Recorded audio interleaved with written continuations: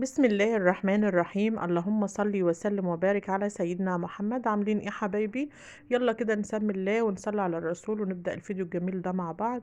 وهو ان احنا النهاردة كان عندنا بقى ايه بواقي توابل كده ايه في المطبخ. كنت جايبة مرة كده والحاجة تعبانة وصحنته، وكان باقي مني شويات كده حبات، فقلت اعملهم معاكم. فيديو جميل كده وخفيف ننزله رمضان. ده كان الكمون بقى لانهم كانوا شوية بساط. آه، ظبطناهم كده وقلنا ايه نصحنهم مع بعض كده وننزلهم مع بعض. وده بقى كانت كمية كزبرة ناشفة كانت عندي. قلت كمان احمصها وننزلها مع بعض، نسحنها كده وننزلها مع بعض. فيديو جميل زيكم كده. عشان خاطر طبعا ايه تعملي حاجة رمضان كده بإذن الله. كل ألف سنة وانتم طيبين وربنا يعود علينا الأيام بخير يا رب. بوريكم طبعا الكزبرة بعد ما انصحنت كانت جميلة، ريحتها تحفة، ريحتها جميلة جدا بصراحة. الحاجة لما بتحمصها كده على البوتاجاز وبتصحنيها لها ريحة تانية خالص خالص خالص، غير ما بتشتريها جاهزة. دي بقى الكزبرة اهيت، كان باقي عندي كمية منها، كنت جايبة كمية وصحنت منها نصها وكان باقي نصها. والكمون كمان كنت انا ايه كنت جايبه وكان فاضل كميه بسيطه كده، قلت بعملها مره تانية. وجيت الحاجه تعبت بقى الله يرحمها وايه وما كنتش عملتهم. فقلت بقى اما انزلهم مع بعض كده. حطيت طاستين كده على البوتاجاز يسخنوا، وهديت النار على نار هاديه كده، وقمت حاطه الكمون في طاسه، والكزبره الناشفه دي في طاسه على نار هاديه. ما تعليش عليها النار، علشان لو عليت عليها النار هتتحرق منك وهتبوظ، لان الحاجات دي عايزه نار هاديه. ومن وقت للتاني تبداي تمسكيها كده بايدك تشوفيها دفت كده وبقت دافيه، تعرفي ان هي بدأت تتحمس معاكي علشان ما تحرقهاش. ان كانت هي ولا السبع بهارات ولا ال اسفه قولوا معايا الفلفل الاسود او الكمون او الكزبره او اي حاجه من التوابل بتعمليها، لازم تهدي عليها النار خالص.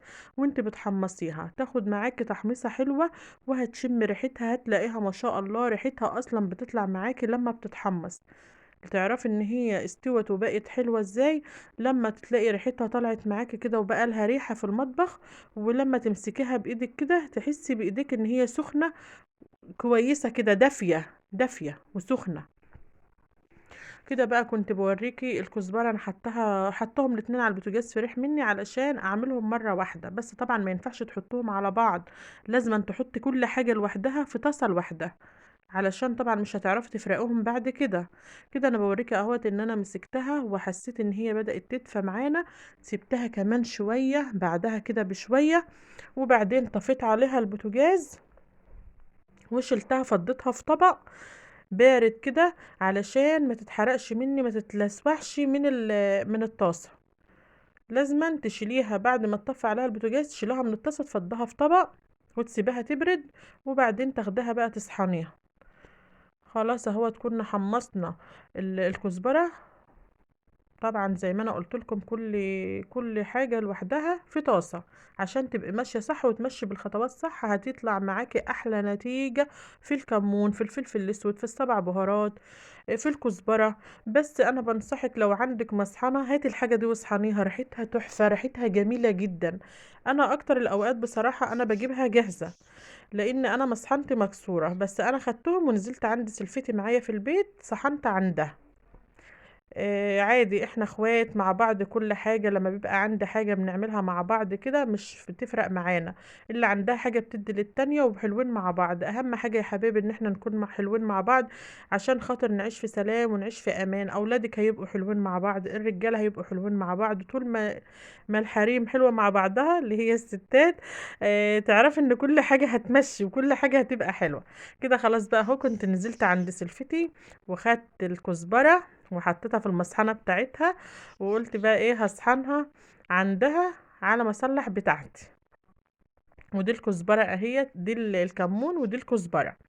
صحناهم وطلعوا بالنتيجة الجميلة ديت. ده الكزبرة بعد ما اتصحنت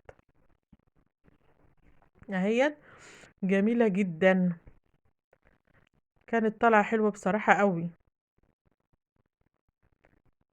يا رب الفيديو يعجبك وتنشطي كده بقى وتقومي تعملي كده ايه التوابل بتاعه رمضان اللي ريحتها جميله ديت تخلي الاكل بتاعك يجيب لاخر الشارع.